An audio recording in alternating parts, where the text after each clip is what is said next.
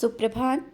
बाबा कहते हैं, मेरे प्यारे बच्चे, तुम जिंदगी के इस मुकाम पर हो जहाँ पर तुम्हें बहुत सोच समझकर आगे बढ़ना है, क्योंकि कुछ ऐसे पल हैं जहाँ पर तुम्हें समझदारी से काम लेना है और जल्दबाजी से नहीं, क्योंकि हर एक फैसला तुमने अभी तक बहुत सोच समझ कर लिया।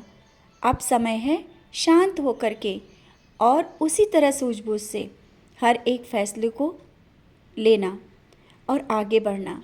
ज़िंदगी इस मोड़ पर है तुम्हारे, जहाँ पर तुम्हें बहुत कुछ हासिल करना है, और वो जो तुम हासिल करोगे ना, जिसका तुमने इंतज़ार भी किया, तो उसके लिए तुम्हें तैयार रहना है और बहुत गंभीरता से सोचना है, क्योंकि जीवन के उस पड़ाव पे हो जहाँ पर तुम्हें बहुत कुछ मिलने वाला है। अब समय वो आ गया है जहाँ पर तुमने इतना संघर्ष किया, इतने सालों से तुमने मुझसे मांगा भी, लेकिन मुझसे दूर नहीं गए। अब वो समय आ गया है जो तुम्हें मिलेगा, और इतना मिलेगा जहाँ पर तुम्हें विश्वास भी नहीं था कि क्या ऐसा हो भी सकता है। मान सम्मान और जो पैसा है ना, पैसा भी सब कुछ।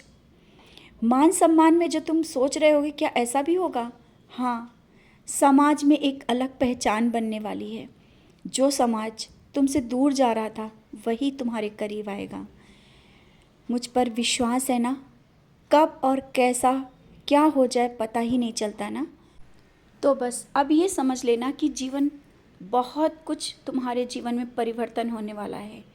कुछ ऐसा मोड़ आने वाला है जिसकी शायद तुमने कल्पना ही नहीं की थी। बहुत कुछ अचानक ही कुछ ऐसी चीज़ तुम्हारे सामने आएगी, या कुछ ऐसे रिश्ते आएंगे, कुछ ऐसा अवसर आएगा जिससे तुम्हें लगेगा कि हाँ, जीवन एक परिवर्तन की ओर बढ़ रहा है और बहुत कुछ बदल जा रहा है, बदलेगा। तुम्हारा संघर्ष ऐसे व्यर्थ नहीं जाएगा।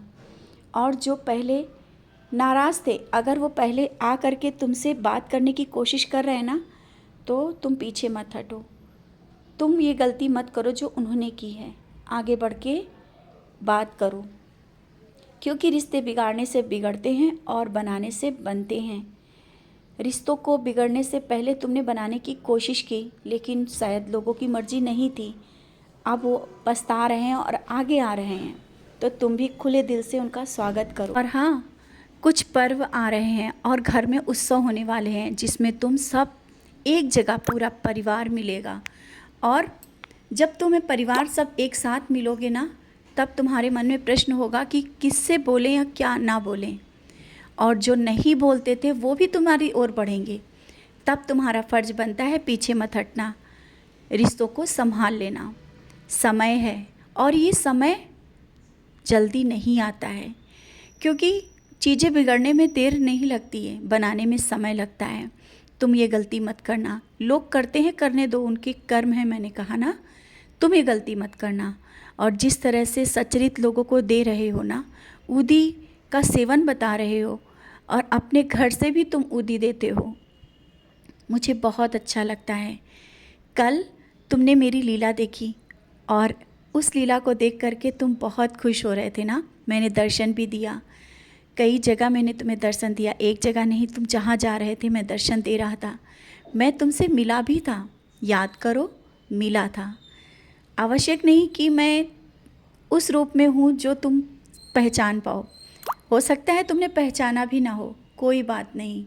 निश्चिंत रहो, मैंने तुम्हें अपना आशीर्वाद दिया, क्योंकि तुम्हारी भक्ति, सेवा और जो ये तुम्हारे विचार हैं, कर्म हैं, उनके मैं वशीभूत हूँ। मैं तुमसे बहुत प्रेम करता हूँ।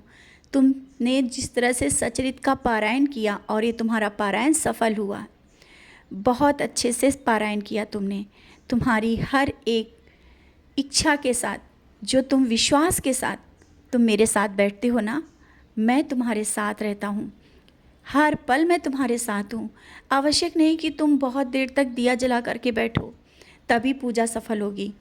तुम विश्वास के साथ अपना विश्वास का दिया जलाओ, अपने मन में जला लो, और मैं तुम्हारे साथ रहूँगा।